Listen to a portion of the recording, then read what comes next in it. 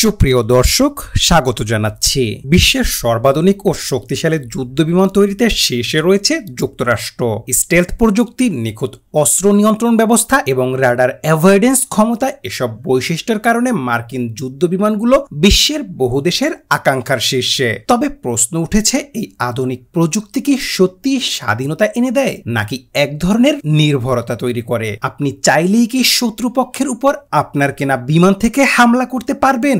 একটি যুদ্ধবিমান শুধু একটি অস্ত্রই নয়, এটি একটি কৌশলগত প্রতিশ্রুতি। এর সঙ্গে যুক্ত থাকে এমন কিছু চুক্তি ও শর্ত যা অনেক সময় একটি দেশের সার্বভৌমত্বকে প্রশ্নবিদ্ধ করে তোলে। এন্ড ইউজার এগ্রিমেন্ট কিংবা আইটিআর এর মতো চুক্তির মাধ্যমে যুক্তরাষ্ট্র শুধু প্রযুক্তি দেয় না, নিয়ে নেয় ব্যবহার নিয়ন্ত্রণের ক্ষমতা।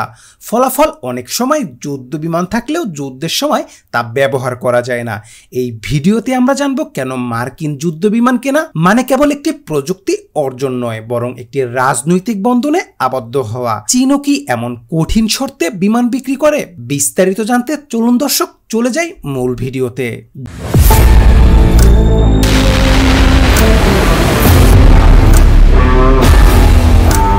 যুদ্ধবিমান কেনার আগে বাংলাদেশের জন্য শর্ত বিশ্লেষণ করা জরুরি।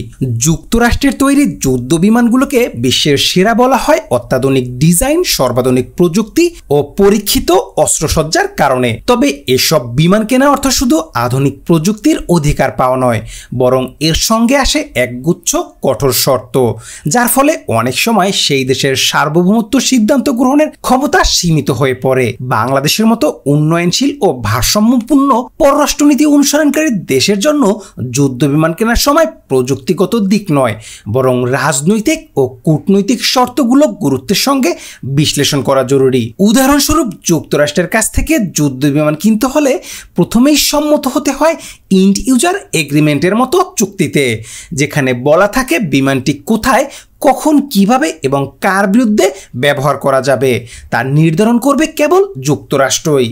এই চুক্তির কারণে 1999 সালের কার্গিল যুদ্ধের সময় পাকিস্তান তার F-16 যুদ্ধবিমান ভারতীয় সীমান্তে ব্যবহার করতে পারেনি, কারণ এন্ড ইউজার এগ্রিমেন্ট। এই এন্ড ইউজার এগ্রিমেন্ট অনুযায়ী যুক্তরাষ্ট্রের অনুমতি ছাড়া যুদ্ধবিমান ব্যবহারের অনুমতি ছিল না। ফলে পাকিস্তান সীমান্তে বিমান পাঠালেও সেগুলো কেবল চক্কর দিয়েই ফিরে আসে, যুদ্ধে কোনো বাস্তব ভূমিকা রাখতে পারেনি। বাংলাদেশ যদি যুক্তরাষ্ট্রের যুদ্ধবিমান কেনার কথা বিবেচনা করে, তাহলে এসব সীমাবদ্ধতা অত্যন্ত গুরুত্বপূর্ণ, কারণ ইইউএ ছাড়াও আইটিএআর নামে আরও একটি কঠোর আইন আছে, যার আওতায় আমেরিকা শুধু যুদ্ধবিমানের যন্ত্রাংশ নয়, এমনকি সফটওয়্যারের কোড নিয়েও নিয়ন্ত্রণ ধরে রাখে।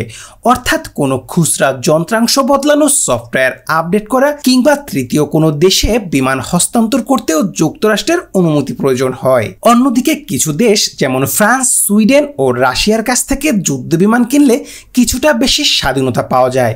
যেমন ফ্রান্সের রাফায়েল বা সুইডেনের গ্রিপেন যুদ্ধবিমান বিক্রিতে তুলনামূলকভাবে শর্ত কিছুটা নমনীয়।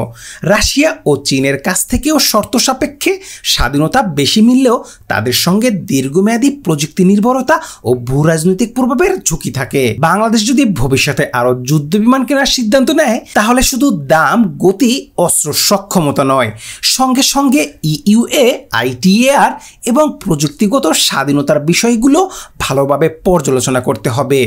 কারণ যুদ্ধবিমান কেবল আকাশের অস্ত্র নয়, এটি একটি কূটনৈতিক দায়বদ্ধতা, যার মধ্যে লুকিয়ে থাকে ভবিষ্যতের অনেক অদৃশ্য শর্ত ও সংকট। 1999 সালে দক্ষিণ এশিয়ায় তীব্র উত্তেজনার সৃষ্টি হয়, যখন কার্গিল যুদ্ধের সময় পাকিস্তান ও ভারতের মধ্যে সীমান্ত সংঘর্ষ চরমে পৌঁছে। এই সময় পাকিস্তান তার আধুনিক F-16 যুদ্ধবিমানগুলো ব্যবহার করে ভারতের বিরুদ্ধে আকাশ অভিযানে নামার পরিকল্পনা করে, কিন্তু সমস্যার সূত্রপাত হয় তখনই যখন এই অভিযানে যুক্তরাষ্ট্রের অনুমতির প্রয়োজনীয়তা সামনে আসে।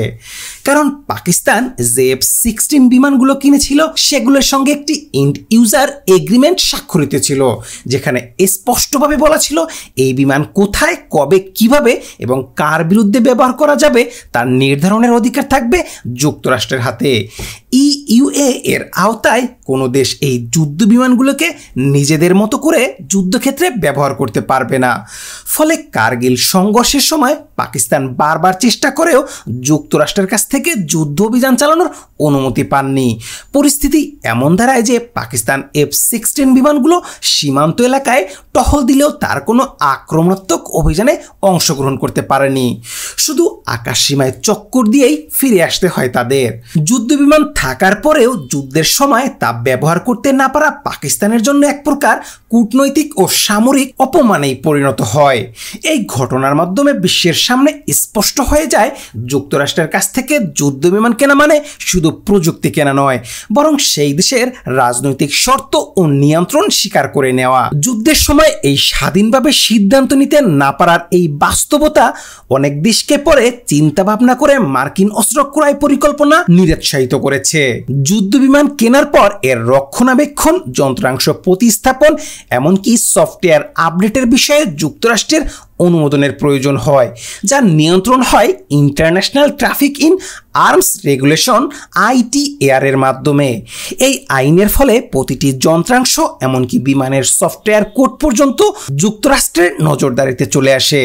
2010 সালে এমন নজির দেখা গেছে যখন যুক্তরাষ্ট্রের প্রতিরক্ষা প্রতিষ্ঠান BAE সিস্টেমকে ITAR লঙ্ঘনের দায়ে $400 মিলিয়ন জরিমানা গুনতে হয়। ফলে শুধু যুদ্ধ বিমান কিনলেই হয় না, এর সঙ্গে যুক্ত থাকে এক ভয়ানক প্রযুক্তিগত নিয়ন্ত্রণ ব্যবস্থা। মার্কিন যুদ্ধ বিমানগুলো এতটাই জটিল এবং প্রযুক্তি নির্ভর যে এগুলোর রক্ষণাবেক্ষণের জন্য প্রয়োজন হয় নিরবিচ্ছিন্ন যন্ত্রাংশ সরবরাহ ও সফটওয়্যার সহায়তা, যা পুরোপুরি নিয়ন্ত্রিত হয় যুক্তরাষ্ট্রের প্রস্তুতকারী প্রতিষ্ঠানের মাধ্যমে। যদি ওয়াশিংটন কোনো দেশের উপর সন্তুষ্ট হয় তাহলে এই সহায়তা বন্ধ করে দেওয়া হয়, যার ফলে বিমানগুলো কার্যত অচল হয়ে পড়ে। ইরান হচ্ছে এই নীতির সবচেয়ে বড় ভুক্তভোগী। 1970-এর দশকে তারা 80টি F-14 টমক্যাট কিনেছিল, কিন্তু 1979 সালে ইসলামিক বিপ্লবের পর যুক্তরাষ্ট্র সব ধরনের যন্ত্রাংশ সরবরাহ বন্ধ করে দেয়। ফলে একের পর এক বিমান পড়ে থাকতে হয় হ্যাঙ্গারে, আর যুদ্ধক্ষেত্রে কাজে লাগানোর উপায় থাকেনি। যুক্তরাষ্ট্রের যুদ্ধ বিমান চুক্তিতে আরেকটি গুরুত্বপূর্ণ শর্ত হলো বিমানটি কোনো তৃতীয় পক্ষকে বিক্রি করা যাবে না যদি না যুক্তরাষ্ট্র তাতে অনুমতি দেয়। অর্থাৎ বিমানটি আপনি কিনলেও সেটির ভবিষ্যৎ সিদ্ধান্ত আপনার নয়, ওয়াশিংটনের। এমন নীতির ফলে যুদ্ধ বিমান কেবল একটি প্রযুক্তি নয়, বরং হয়ে ওঠে এক ধরনের রাজনৈতিক বন্ধন। আপনি যদি পরবর্তীতে সম্পর্ক নষ্ট করেন তাহলে কেবল সাপ্লাই বন্ধ নয়, সেই বিমান বিক্রিও করতে পারবেন না। অনেক দেশ এখন মার্কিন বিকল্প খুঁজছে, যেমন ফ্রান্সের রাফায়েল, সুইডেনের গ্রিফেন, রাশিয়ার SU-35 কিংবা চীনের ZF-16। তবে এসব বিকল্প যুদ্ধ বিমানও সম্পূর্ণ স্বাধীনতা দেয় না। প্রতিটি দেশের নিজস্ব শর্ত, কৌশলগত প্রভাব এবং প্রযুক্তিগত সীমাবদ্ধতা রয়েছে। এই অবস্থায় তুরস্ক একটি ব্যতিক্রমী উদাহরণ তৈরি করেছে। তারা নিজের সক্ষমতায় জোর দিয়েছে এবং আত্মনির্ভরশীল সামরিক শক্তি গড়ে তোলার দিকে মনোযোগ দিয়েছে। এতে বোঝা যায় যুদ্ধ বিমান কেনা মানেই কেবল আকাশপথের আধিপত্য নয়, বরং রাজনৈতিক অনুগত্যের চুক্তি স্বাক্ষর, যা অনেক সময় দেশের স্বাধীন সিদ্ধান্তকে হুমকির মুখে ফেলে দেয়।